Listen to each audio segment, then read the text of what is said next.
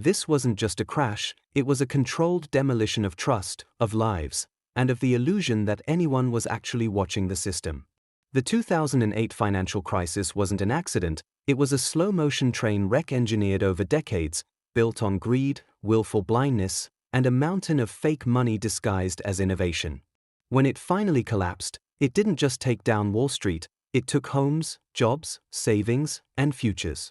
But the most dangerous part? The people who caused it walked away richer. If you were an ordinary person in 2008, you were probably blindsided. One week, the headlines were about rising home prices.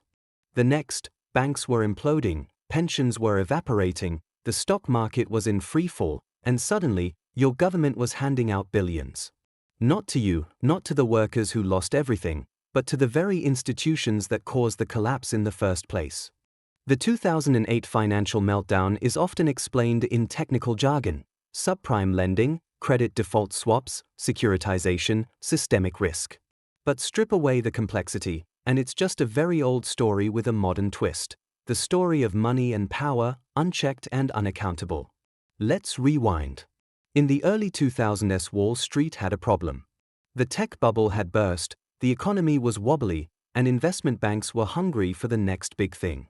That thing turned out to be real estate, because in the United States, buying a house wasn't just the American dream, it was the American drug.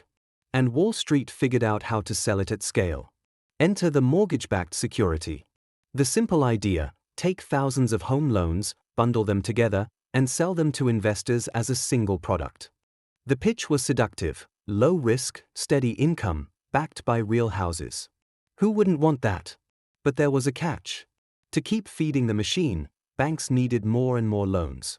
And when they ran out of creditworthy borrowers, they started lending to people who couldn't pay. Subprime loans, adjustable rates, no income verification. It didn't matter, because the risk, they said, was diversified, spread out, handled. It wasn't. Behind the curtain, a second layer of bets was forming, called credit default swaps. These were essentially insurance policies on the mortgage bonds, allowing investors to bet on whether loans would fail. It created a bizarre situation where people were gambling not just on homes, but on failure itself. And the more failure looked likely, the more money they stood to make. At the heart of the system were the rating agencies, Moody's, S&P, winking and tongue-poking smiley, Fitch, who were supposed to be the referees. But instead of warning the public, they rubber-stamped toxic assets with the right-way AAA ratings. They were paid by the banks selling the products, creating a fatal conflict of interest. Everyone was making money, so no one asked hard questions. By 2005, the housing market was already overheating. Prices were rising far beyond wages. Construction was booming in ghost towns. People were flipping houses they hadn't even moved into. It looked like prosperity. It was a bubble. And then the defaults began. As adjustable rate mortgages reset to higher payments, homeowners started falling behind. Foreclosures surged. The value of mortgage-backed securities began to drop. Suddenly, all those bets, all those safe assets, were worth far less than anyone admitted. Lehman Brothers collapsed in September 2008. Bear Stearns had already been swallowed earlier that year. AIG, one of the world's largest insurers, was next. These weren't fringe players. These were pillars of the global financial system. And they were imploding. Behind the scenes, panic spread like wildfire. Banks stopped lending to each other. Liquidity froze. Stock markets crashed. People lost their homes, their jobs, their retirement. In 1 year, Americans lost over $19 trillion in household wealth. But here's the twist. The bailout wasn't for the people. It was for the system. The US government, under both Republican and Democratic leadership, moved quickly to inject hundreds of billions into the banks through TARP, the Federal Reserve, and other emergency measures. Trillions were made available to stabilize the system. But stabilize for who? Most Americans saw no relief. Unemployment soared. Foreclosures continued. Meanwhile, Wall Street executives gave themselves bonuses with the bailout money. The architects of the crash were not only spared, they were rewarded. This wasn't just a financial mistake. It was a moral one, a systemic betrayal, and it revealed a chilling truth. the financial system is not built to serve the public. It's built to protect itself. 15 years later, the dust has settled, but the core machinery is still running, only now it's bigger, faster, and harder to control. In the years following the 2008 meltdown, central banks around the world turned to their most powerful tool, money creation, quantitative easing, a polite term for printing trillions out of thin air and pumping it into the financial system to stimulate lending, boost asset prices, and restore confidence. And it worked.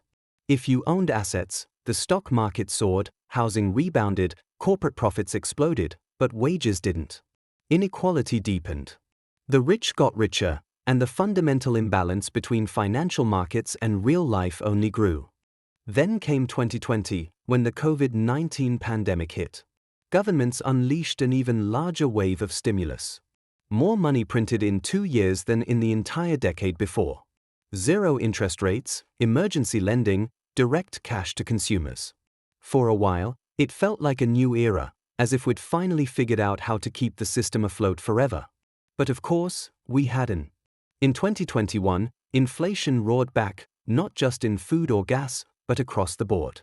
The very thing economists said dismissed as transitory became stubborn, persistent, and politically toxic. Central banks, once the heroes of the recovery, were now scrambling to undo their own excesses. Interest rates surged, markets fell, debt became expensive again, and the old cracks, the ones that nearly broke the system in 2008, started showing once more. Except at this time, the system is far more fragile. Corporate debt is at historic highs. Governments are deeper in the red than ever before. Consumers are addicted to credit.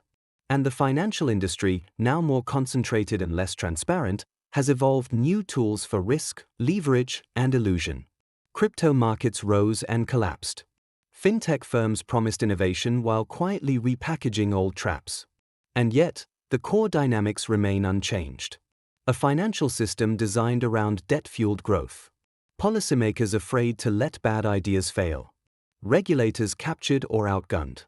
And everyday people left to pick up the pieces when the cycle breaks again. So what can we learn from 2008? First, complexity is not safety. The more complex the system becomes, the harder it is to regulate and the easier it is to hide risk. Wall Street thrives on opacity.